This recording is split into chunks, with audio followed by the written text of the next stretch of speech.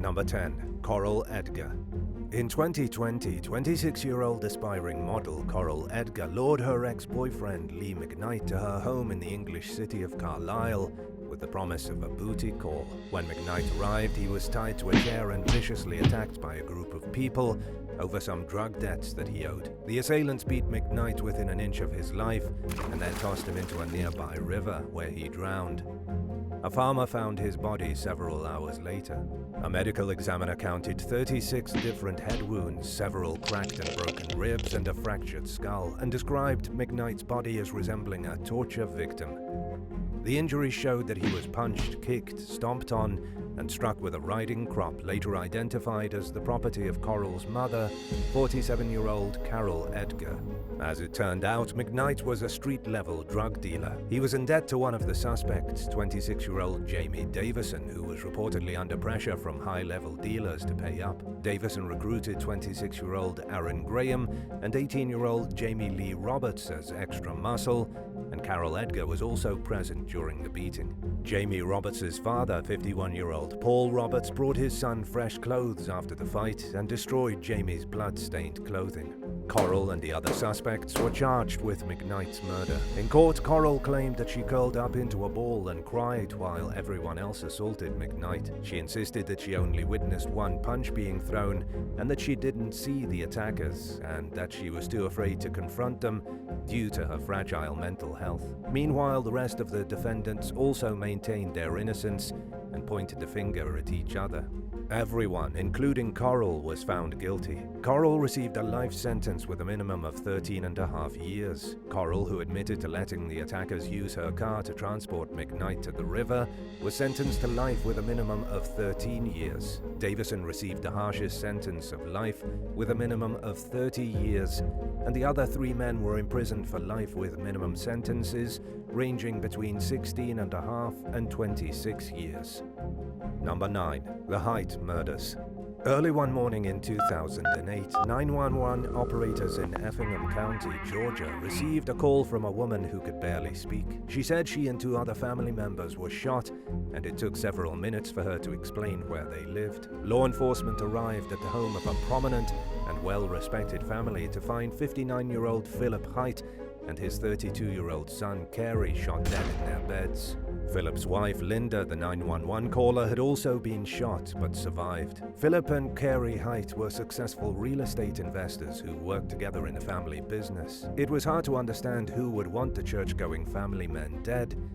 Theories about a business deal gone bad, a mafia hit, and bad blood with meth dealers who lived nearby quickly failed to pan out. Detectives eventually began to look toward Philip's other son and Carey's brother, Craig, as possibly being involved. Unlike Carey, Craig didn't follow in his father's footsteps. He lived in an isolated cabin in the woods and often failed to hold steady employment. And he was having an affair with Robin Height, his brother's wife and the mother of Carey's 3 children.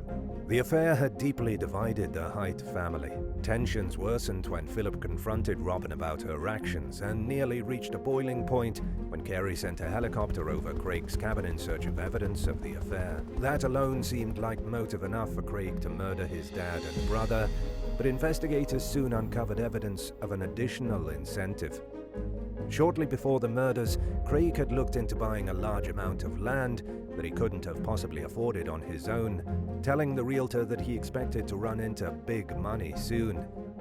And while Carey was a good provider for his family, even after he and Robin separated, his estranged wife didn't have access to the kind of money Craig would need to make the purchase. Not as long as he was alive, at least. But there was a $3.5 million insurance policy on Carey's life, and killing the family would make Craig the sole beneficiary of Philip's sizable estate. Thankfully, he fell under legal scrutiny before he could get his hands on any of the money. In 2009, following a 9-month investigation, Craig was charged with 11 crimes in connection with the attack, including murder, aggravated battery, aggravated assault, attempted arson, and burglary. He was convicted on all counts and was sentenced to 2 life terms plus 85 years, but continues to maintain his innocence.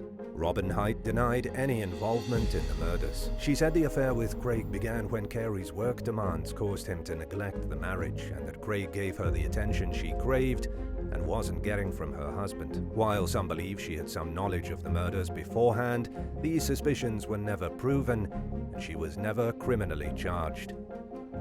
Number 8. Joshua Dodson.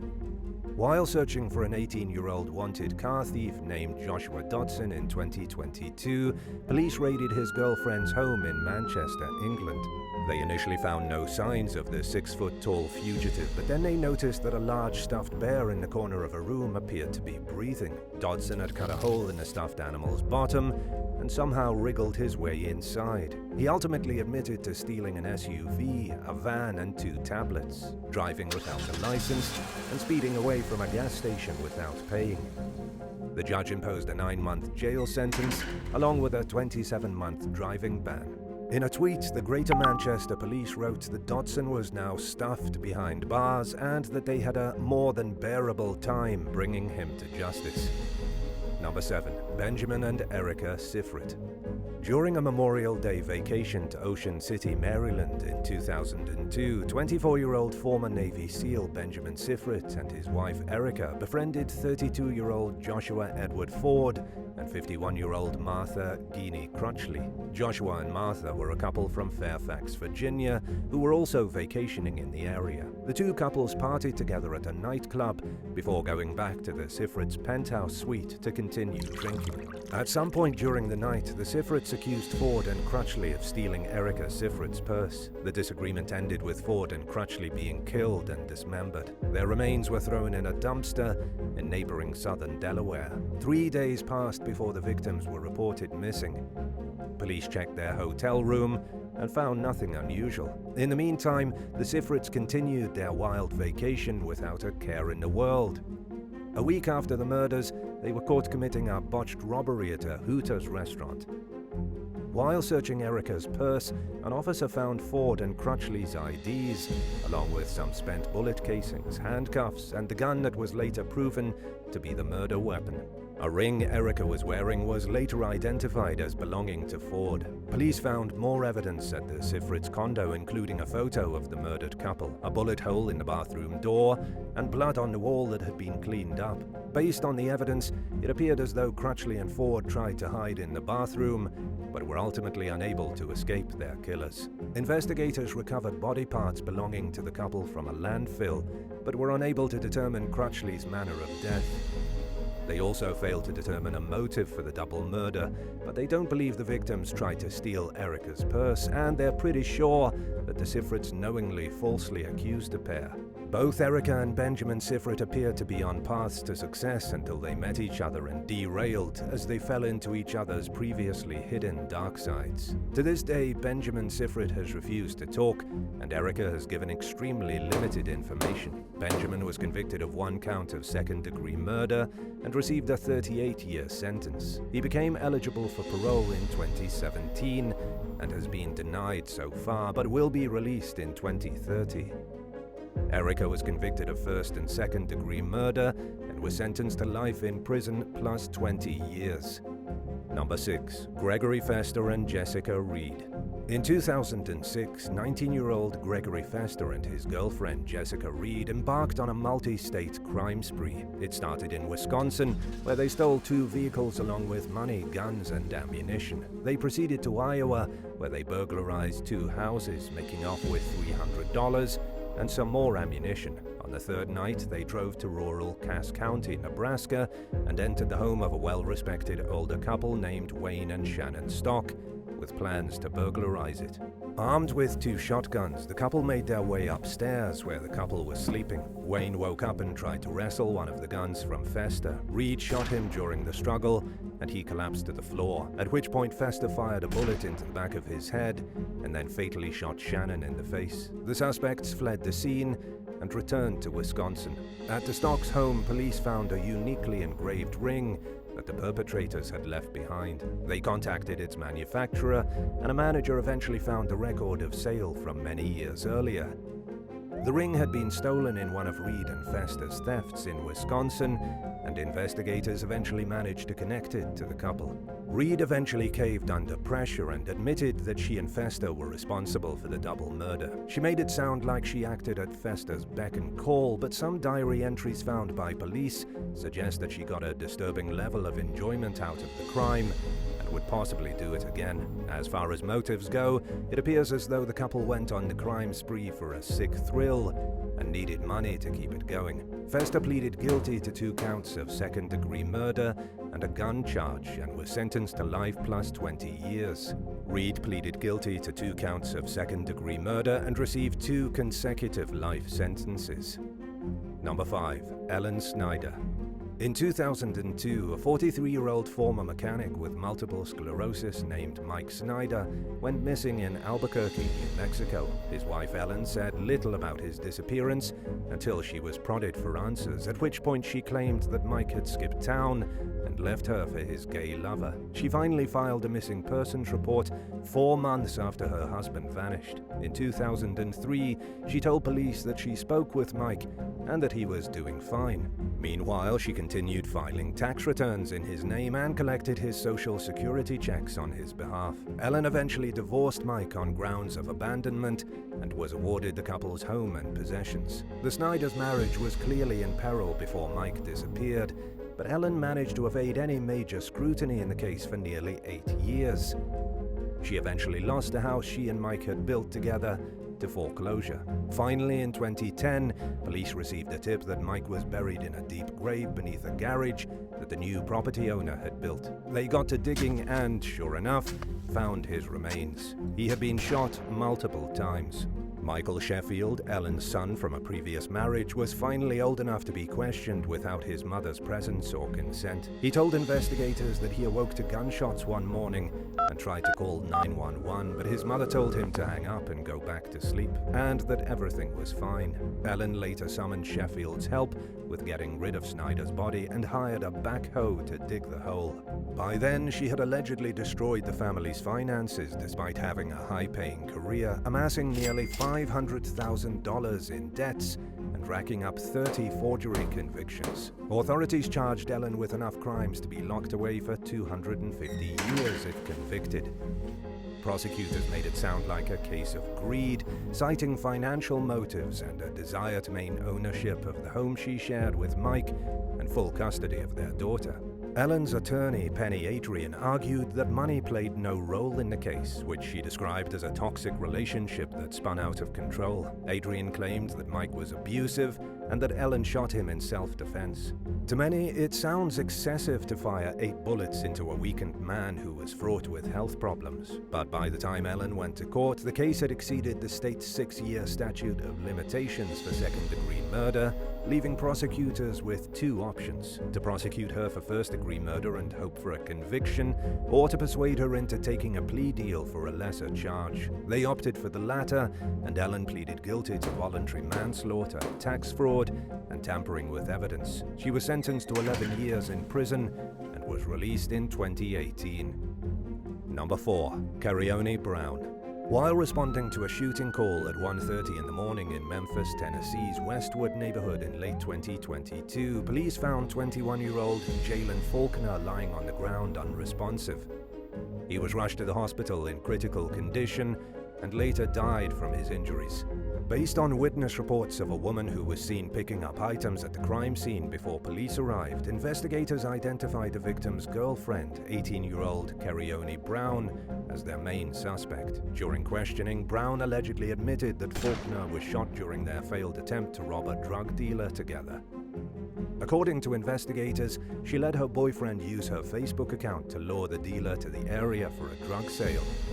He reportedly armed himself with 2 handguns, but was shot by someone in the dealer's car before he could pull either of the weapons. Brown reportedly told police that she took the guns and fled the crime scene. She was charged with reckless homicide, aggravated robbery, conspiracy to commit aggravated robbery, and tampering with and/or fabricating evidence. The young woman is being held on bonds totaling $85,000 while she awaits the next step in her case. Number 3. Tavon, Perkins, and Jamal Taylor.